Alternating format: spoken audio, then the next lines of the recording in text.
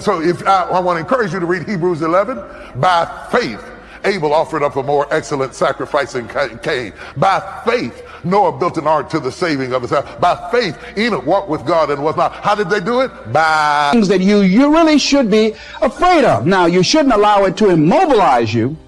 You take it in my life, I'm going to relax knowing that you're on the throne and you are fighting my battle. It's a very freeing way to live. My message to you today is very simple. Go to sleep. Enter into His rest. Quit worrying about everything. Quit trying to figure it out. Turn it over to God. I see 6 people already asleep. Jesus said, I'm sending you out as sheep among wolves. Sheep are very calm, peaceful animals. They don't get upset. I've never seen a sheep having a nervous breakdown. Never seen one pacing the fields, stressed out, uptight. They're always at ease. Last summer, Victoria and I went to Colorado.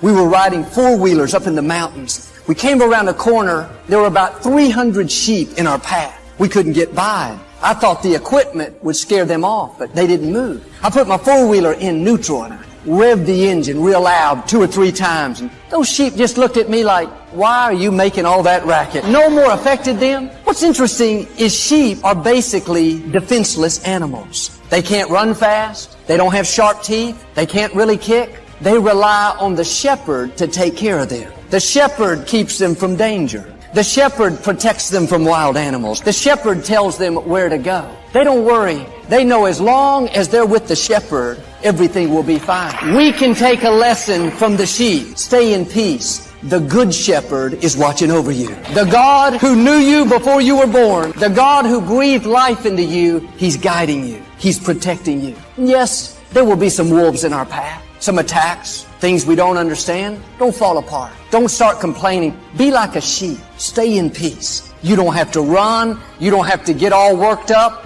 The good shepherd will fight your battles. He will lead you into green pastures. He'll restore your soul. You may go through some valleys.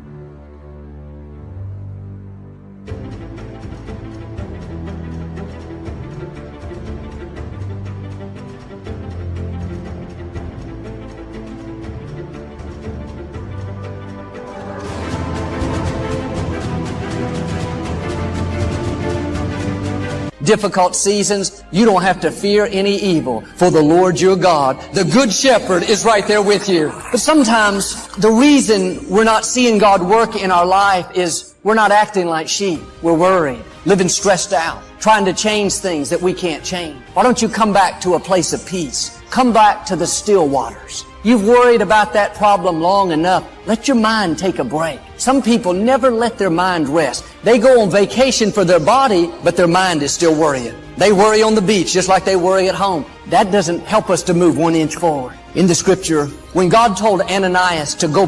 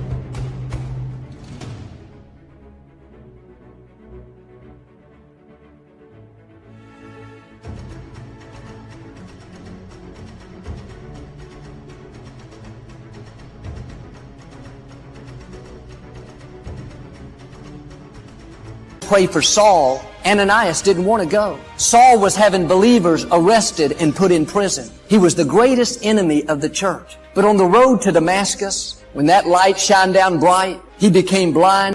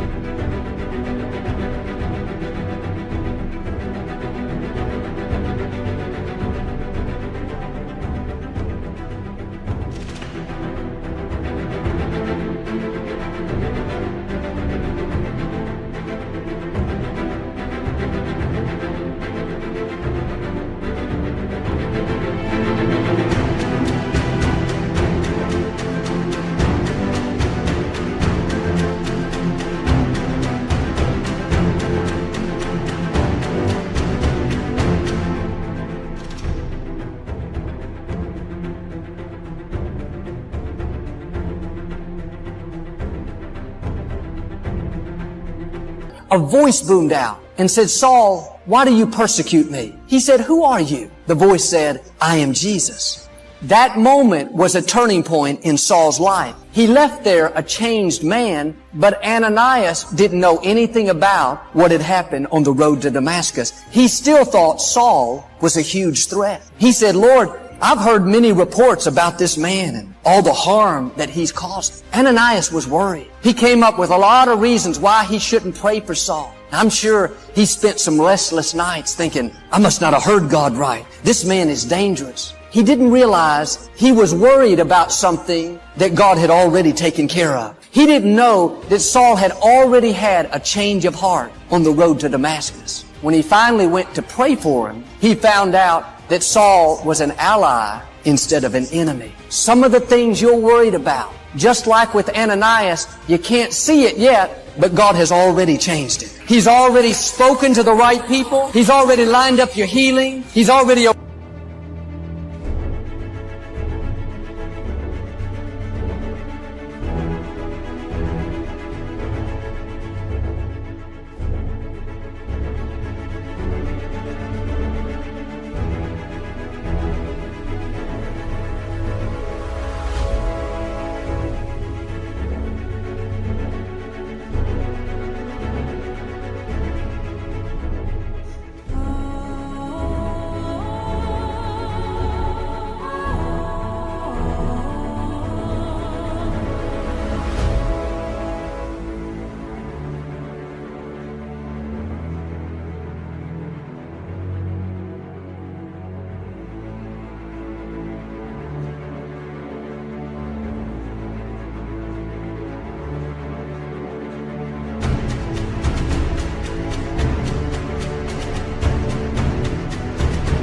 brings that breakthrough, it's just a matter of time before you walk into it. No use losing sleep over that child that's off course anymore. No use being frustrated over that negative medical report, over that situation at work. The threat has already been canceled. The solution is already en route. Stay in peace, and like Ananias, you'll come in to what God has already done.